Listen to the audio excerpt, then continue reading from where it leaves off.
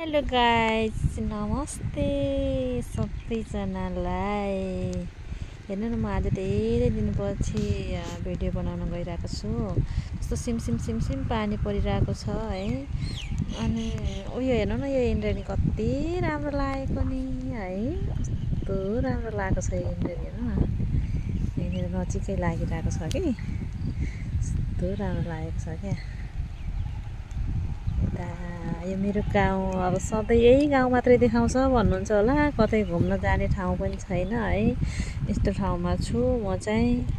कता जानु के, अब त झन् बर्खा लाग्यो, कता जानु अब। घुमाउने मान्छे नि कोही छैन है। एउटा भएको बुढा नि साथमा आउनु हुँदैन क्या। एक्लै फेरि कतै जान मन लाग्दैन आफूलाई।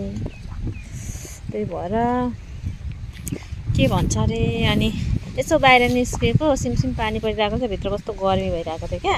अनि यसो निस्केको त कति राम्रो इन्द्रेणी लागेको रहेछ। अनि मलाई भिडियो बनाउन मन लाग्यो।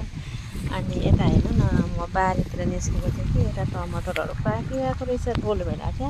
अनि मैले लगाएको मैले रोपेको मकै पनि है, यहाँनिर यो खाने बेला भइसक्यो। मकै खान आउनु होला ल।